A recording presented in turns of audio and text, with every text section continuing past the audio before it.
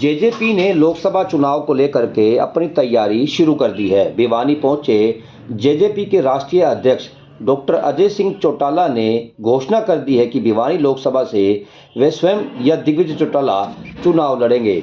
इस दौरान उन्होंने डूमरखा व हुड्डा परिवार के साथ साथ अपने भाई अभय सिंह चौटाला पर भी जमकर कटाक्ष किए। चंद महीनों के बाद लोकसभा चुनाव की जंग होने जा रही है, जिसको लेकर के हर पार्टी प्रचार प्रसार में जुट गई है। वहीं हरियाणा सरकार की सहयोगी पार्टी जेजेपी ने 2 कदम आगे निकल करके भिवानी महेंद्रगढ़ लोकसभा सीट से अपने उम्मीदवार का ऐलान भी कर दिया है। वहीं पूर्व केंद्रीय मंत्री वीरेंद्र सिंह व उनके बेटे सांसद विजेंद्र सिंह के आरोपों पर भी उन्होंने पलटवार करते हुए कहा कि वे अपनी पार्टी में अपनी स्थिति देख लें, फिर हैसियत पता चल जाएगी।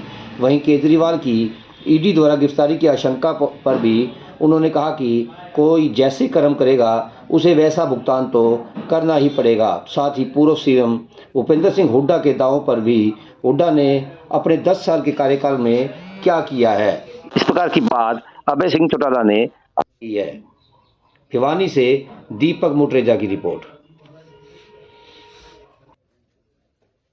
सबसे पहले तो मैं आपकी जानकारी में यही लेके आता हूँ कि भिवानी महेंद्रगढ़ संसदीय क्षेत्र से मुझे परमिशन मिली तो मैं लड़ूंगा, अन्यथा दिग्विजय सिंह चौटाला को लड़ाएंगे।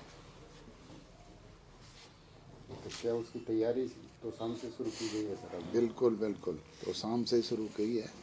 अब निरंतर ये प्रक्रिया चलती रहेगी। तो क्या लगता है सर, तो शाम जो बंसीलाल का गढ़ रहा था वहाँ जेजेपी कुछ कमाल कर पाएगी?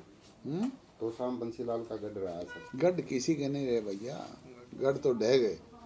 अब तो प्रजातंत्र में जनता के पास सारी शक्ति है, फैसला जनता करती है। गढ़ तो हमने ढा दिए थे पहले ही।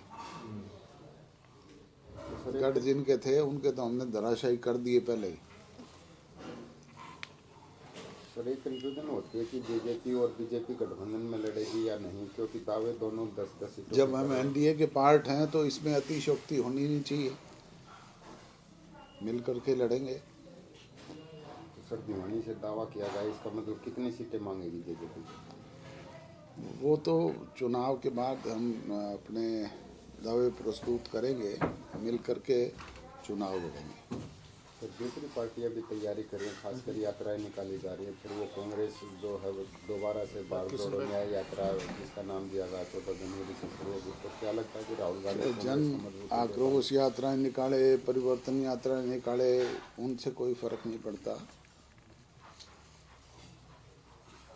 कांग्रेस को तो काफी उम्मीद है कि राहुल उसको कांग्रेस को अब करेंगे, हर राज्य में करेंगे। पिछले परिणाम जो हैं वो आपके सामने हैं, मुझे कहने की ज़रूरत नहीं है। अभी 5 स्टेटों के चुनाव होके हटे हैं, उनमें क्या स्थिति रही है उनकी आप समय में जानते हैं। सर उन राज्यों में जो हालात रहे, खासकर राजस्थान, वीरेंद्र सिंह और उनके बेटे ब्रजेंद्र सिंह जेजेपी पर काफ़ी चुटकीले कहते हैं कि अब बहुत बोझ बन चुकी है जेजेपी। उनकी स्थिति क्या है पार्टी में वो पहले स्पष्ट करें।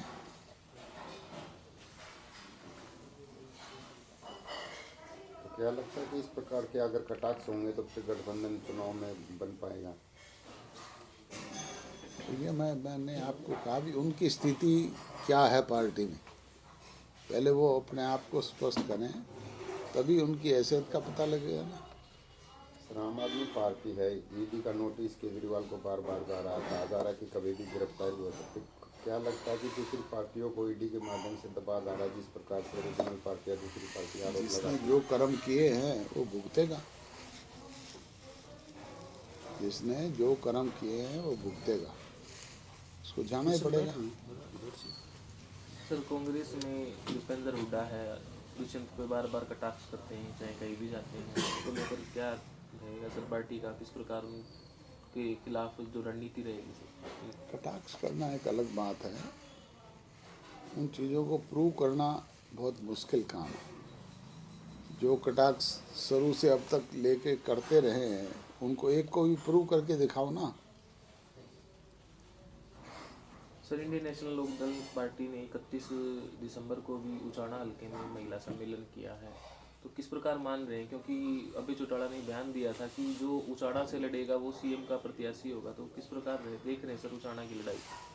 सीएम तो बहुत दूर की बात है। पहले मुझे ये तो बताओ, म्यूनिसिपल कमेटी के मेंबर भी हैं क्या कहीं वो? उचाना हल्के में कोई उनका एक एमसी है क्या? सीएम तो उसका विपरीत होता है। एमसी बताओ मुझे। तो सर, जेजेपी पार्टी है, चुनाव आ रहे हैं, लोकसभा विधानसभा साथ होने की संभावना किस प्रकार रहेगी सर, जो आपको लग रहा है पूर्वानुमान? भैया, चुनाव जब भी हो हम पूरी तौर पे फील्ड में हैं, हम तैयार हैं। चाहे वो पार्लियामेंट के और असेंबली के इकट्ठे हो जाएं, चाहे अलग अलग हो जाएं, हमारी पूरी तैयारी। तो सर, किन चीज़ों को लेकर, किन मुद्दों को लेकर क्या अचीवमेंट्स है जो पार्टी लेकर जनता के बीच जा रही है और जो ग्राफ बढ़ रहा है? क्योंकि जब भी हम जेजेपी के कार्यक्रमों में जाते हैं, आया आया सीएम के नारे लगते हैं, तो किस प्रकार देख रहे हैं? ये प्रजातंत्र में जनशक्ति सबसे बड़ी शक्ति है। फैसला लोगों ने करना है। कभी हम बड़ी पार्टी थे, कभी आज बीजेपी बड़ी पार्टी है। फैसला लोगों ने करना है। तो क्या मानते सर कि 24 में दूसरे सीएम बन सकते हैं या फिर 29 में उनका इंतजार किया जाएगा? प्रजातंत्र में जनशक्ति सबसे बड़ी शक्ति है। वो किसी को बनाए, फैसला तो जनता ने करना है। सर, भूपेंद्र सिंह हुड्डा कई तरह के वादे करते हैं, कहते हैं कि जेजेपी ने जो वादे किए थे वो पूरे नहीं किए। अब 6000 पेंशन होगी, प्लाट दिए जाएंगे, बिजली मुफ्त दी जाएगी, गैस सिलेंडर 500। भूपेंद्र सिंह जी हुड्डा ये तो बता दें कि उन्होंने 10 साल में पेंशन कितनी बढ़ाई थी। आज वो 6000 के दावे कर रहे हैं। जब वो मुख्यमंत्री थे तो उन्होंने कितनी बढ़ाई थी। हमने तो हर साल 250 रुपये बढ़ाने का काम किया है, और जब भी मौका लगेगा 5100 हम ही करके देने का काम करेंगे।